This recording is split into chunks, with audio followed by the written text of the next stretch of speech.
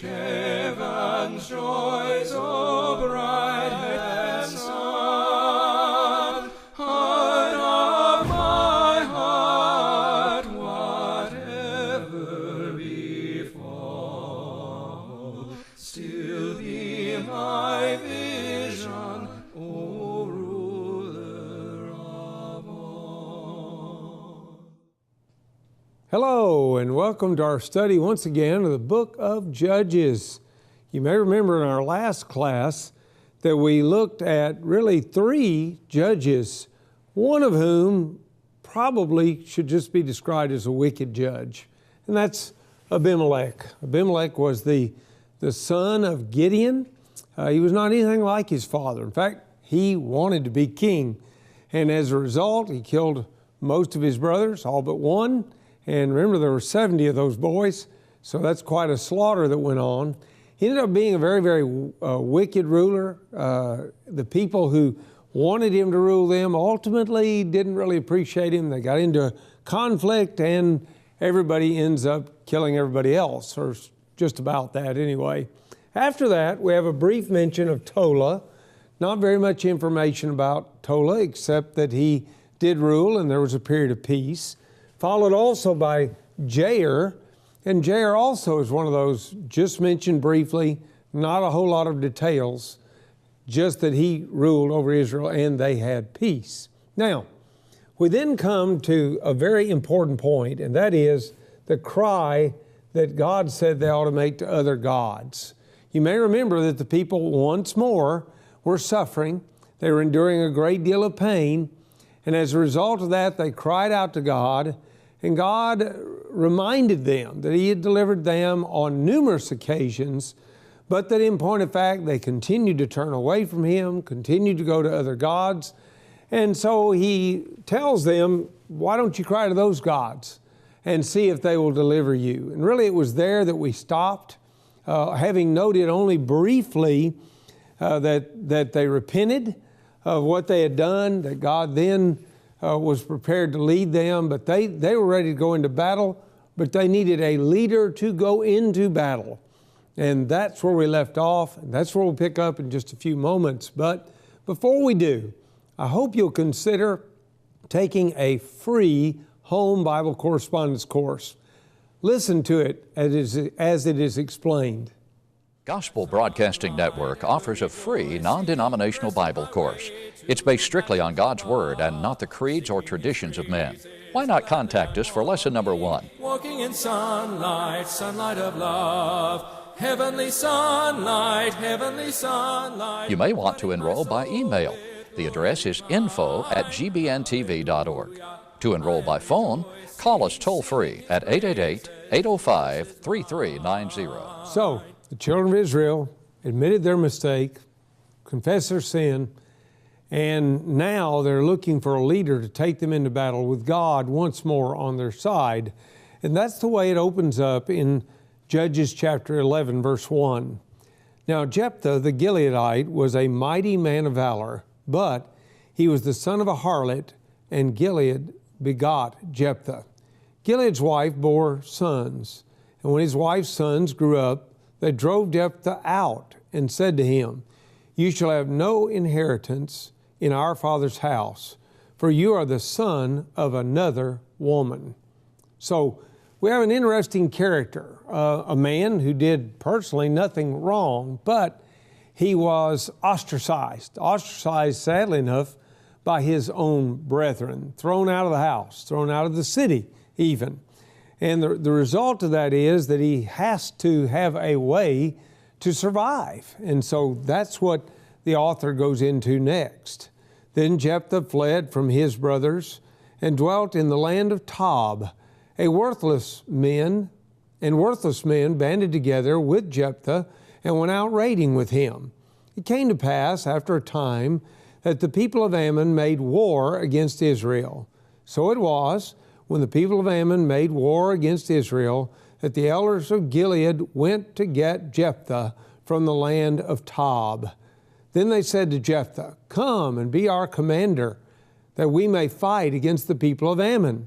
So Jephthah said to the elders of Gilead, "Do you not hate me? and expel me from my father's house?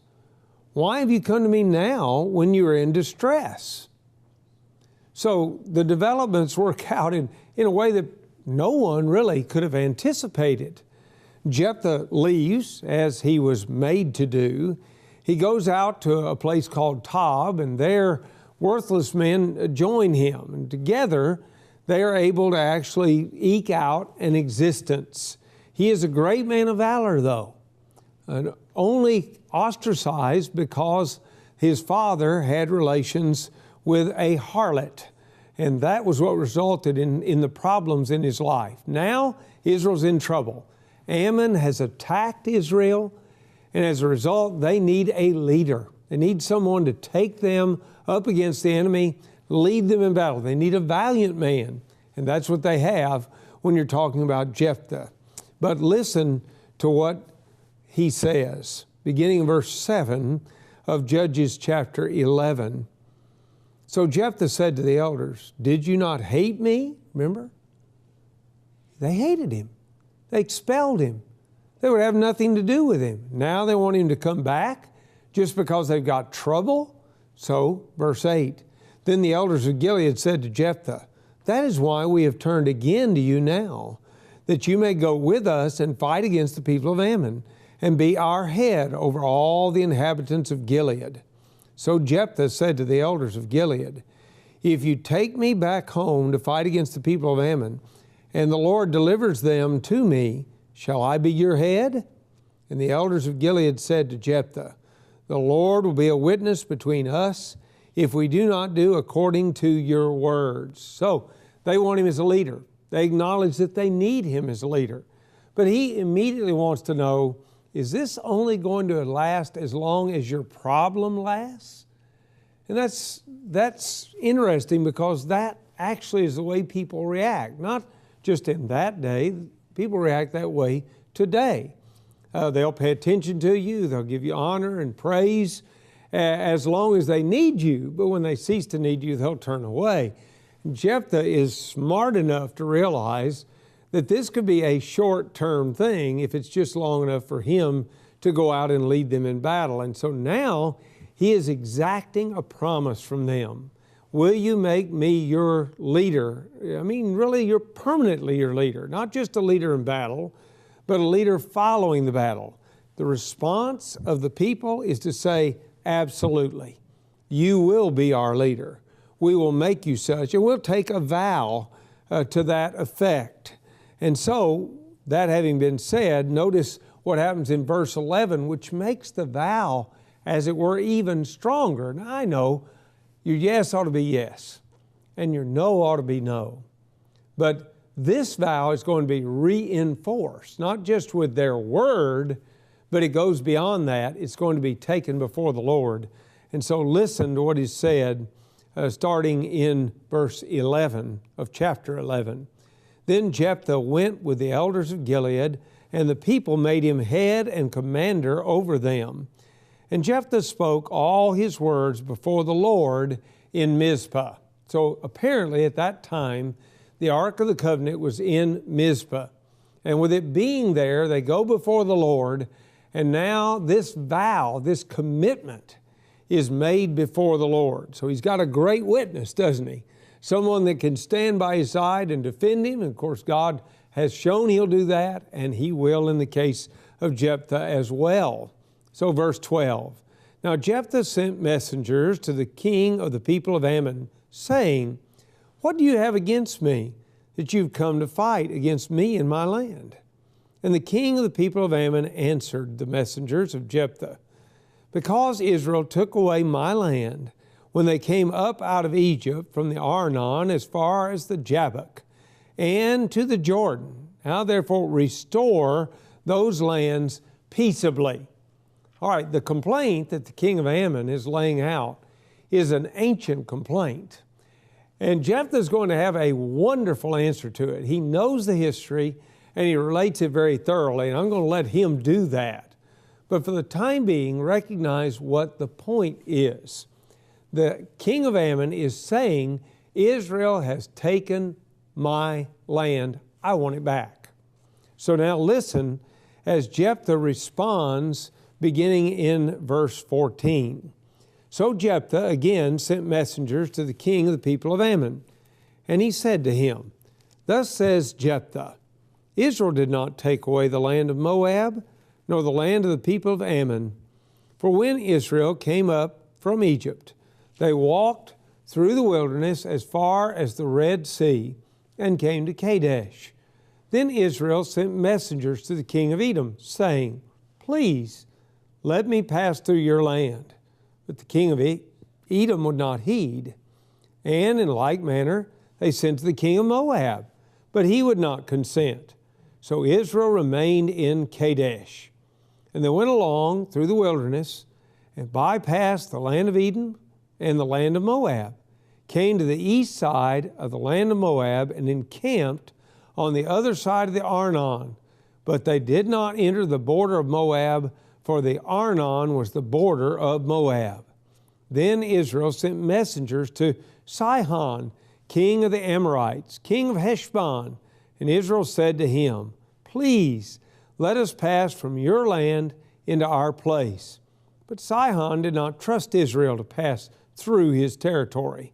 So Sihon gathered all his people together, encamped in Jahaz, and fought against Israel.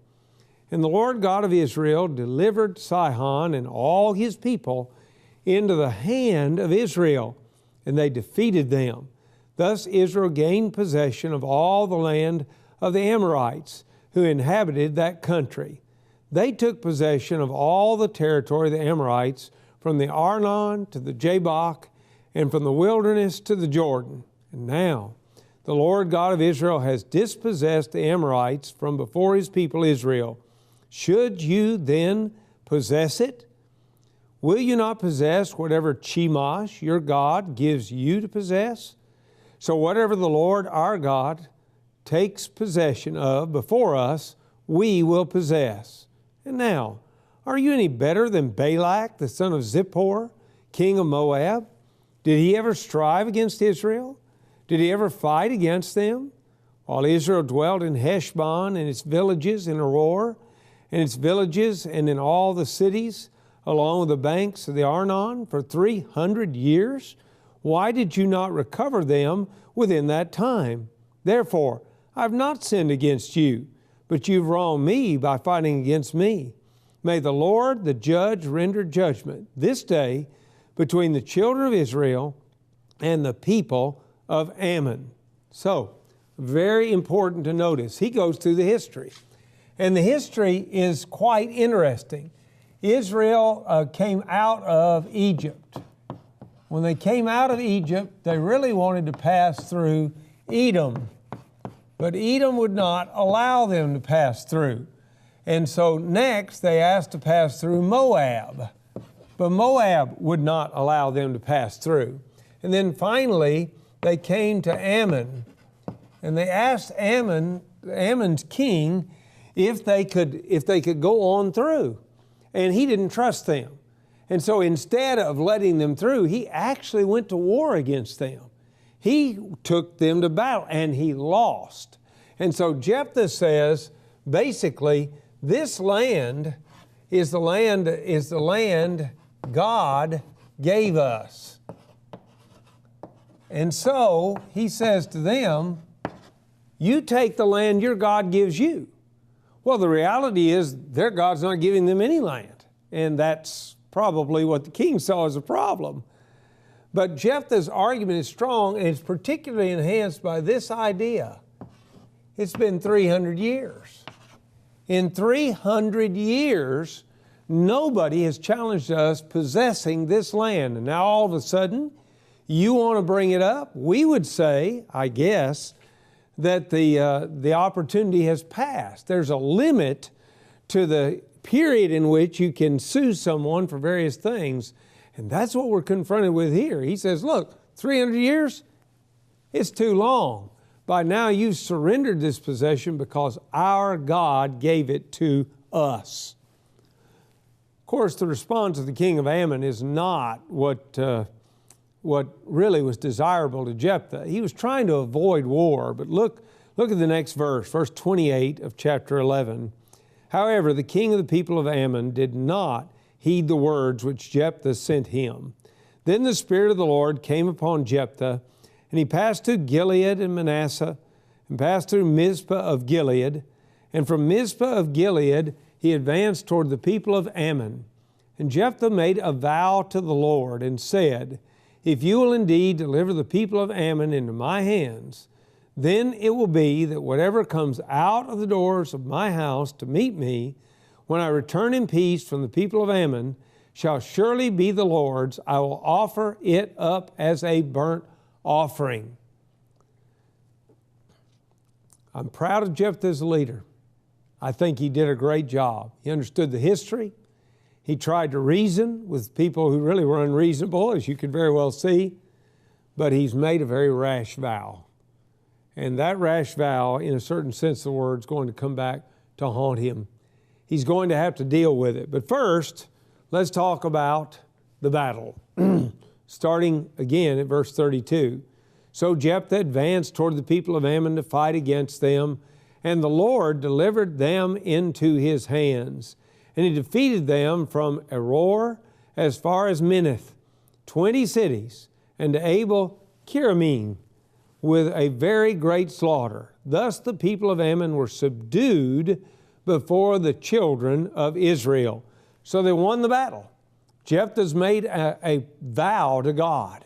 If we win the battle, when I come back, the first thing out of the door of my house, I'm going to sacrifice to God as a fiery sacrifice. So, verse 34, when Jephthah came to his house at Mizpah, there was his daughter coming out to meet him with timbrels and dancing, and she was his only child. Besides her, he had neither son nor daughter. And it came to pass when he saw her that he tore his clothes and said, Alas, my daughter, you have brought me very low. You're among those who trouble me. For I have given my word to the Lord, and I cannot go back on it. So she said to him, My father, if you've given your word to the Lord, do to me according to what has gone out of your mouth, because the Lord has avenged you of your enemies, the people of Ammon. Then she said to her father, Let this thing be done for me. Let me alone for 2 months, that I may go and wander on the mountains and bewail my virginity, my friends and I. So he said, Go. And he sent her away for 2 months, and she went with her friends and bewailed her virginity on the mountains. Jephthah's daughter has a remarkable attitude. It's an attitude that you have to suspect came from her father. Because after all, he showed a great deal of respect for the history of Israel. He understood the power of God. He recognized him as the deliverer. He saw him as the one that gave them the land. All of that was clearly in his mind. And so she picks up that same type of tenor when he is upset because she's the first one out and he's made this vow. Her response is to say, keep your vow. You've said it, do it. Do just what you said. But she makes one request. Give me 2 months to go and bewail my virginity. In other words, give me 2 months to go and wander in the mountains and weep because I will never have children. Then, following that, in chapter 11 of Judges, beginning at verse 39, we find, And it was so at the end of 2 months that she returned to her father, and he carried out his vow with her which he had vowed. She knew no man, and it became a custom in Israel that the daughters of Israel went out 4 days each year to lament the daughter of Jephthah the Gileadite. This may be one of the most troubling of all the various sections in the book of Judges. And believe you me, there are some troubling things, but this one may be more so, because Jephthah has obviously made a very reckless vow. And the vow includes something that God never really wanted. Oh, he told Abraham to go and sacrifice Isaac, but you remember, he stayed his hand. He didn't accept that. God has never requested, with the intent of following through on the sacrifice of a human sacrifice. The only time he did was in the case when his son, his own son, came to earth and Jesus died for all of us. But how do we respond to this vow? What really is the meaning here? Well, it seems to me that there are two possibilities that we can look at. A possibility number one is that this is a devoted thing. And you may remember that the idea of being devoted in service to God, that idea is set apart. And you may remember in your reading that you've done before, the promise that is made in 1 Samuel in the opening chapters. As Samuel's mother, Hannah, makes a vow to the Lord. And the vow is, if you give me a son, then I, in turn, am going to give him to you. I'm going to make him be a devoted thing. And he'd be devoted as long as she devoted him. Well, she devoted him his whole life. And thus Samuel becomes, as you will remember, the last great judge in Israel, and in another sense, a prophet. So it may be that he devoted her, and that the sacrifice of fire is a sacrifice to confirm that. That's a possibility. Probably, I admit to you, that's the one with which I'm more comfortable, because I know God doesn't like human sacrifice. He's never asked for it, except in the case of his own son. But the second is that he made a vow, and that in order to keep the vow, though God did not want human sacrifice, in order to keep his vow, he had to sacrifice his daughter. Now, obviously from the text, this is actually the one that's easier to understand than the first one. And I think it's one of those questions where ultimately you and I are going to have to put it on our list and ask when we get to heaven. What was really the case here?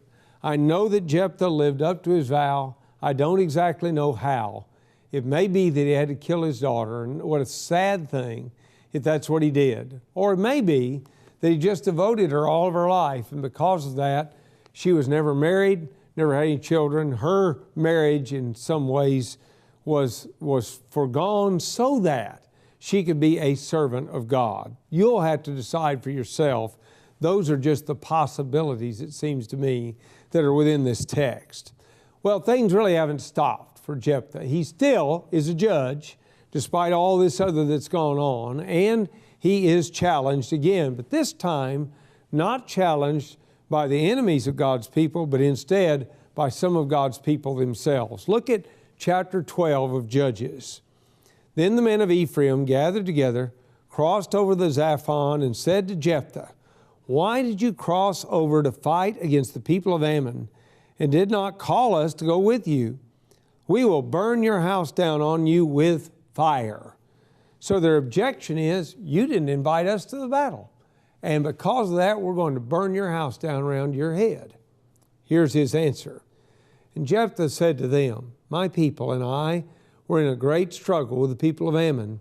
And when I called you, you did not deliver me out of their hands."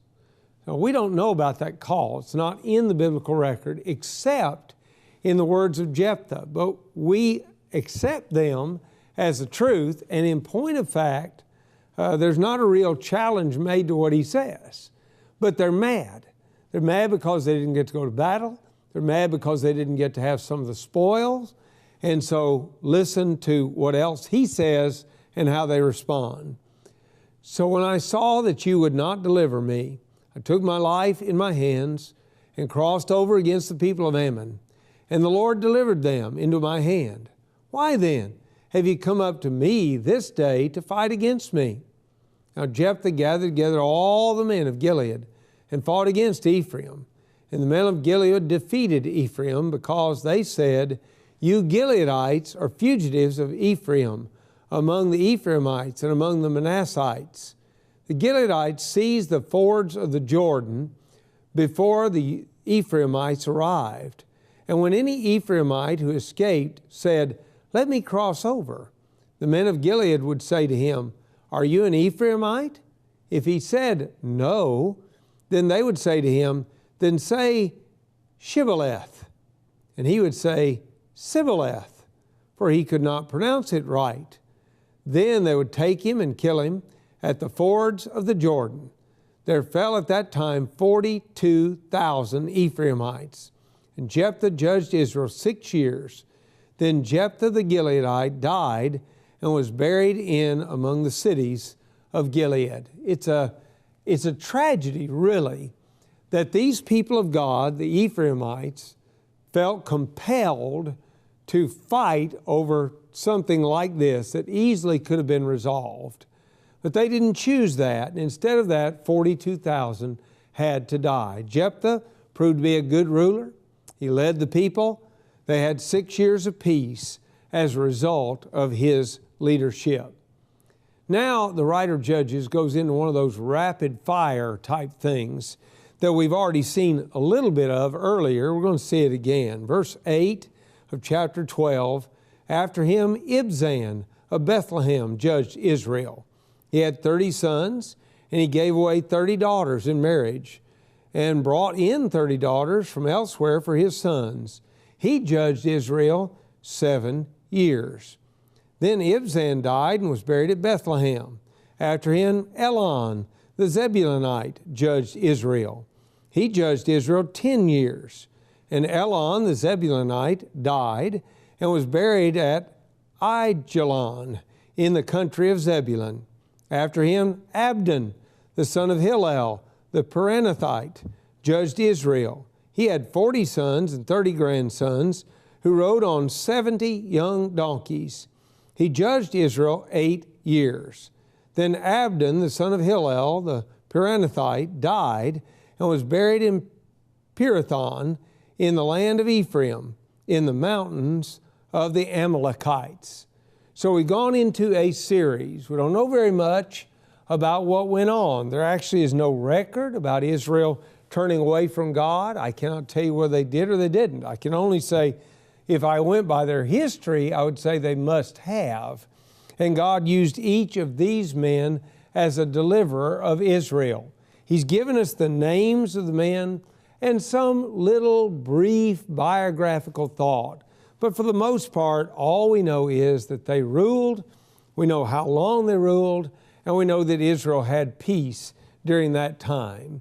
So, in this lesson, we've gotten to look at Jephthah, an interesting man, a man who suffered because of the way that he was born, no fault of his own, a man who became a leader among the people of God, who led them into battle with great wisdom, tried to avoid the battle.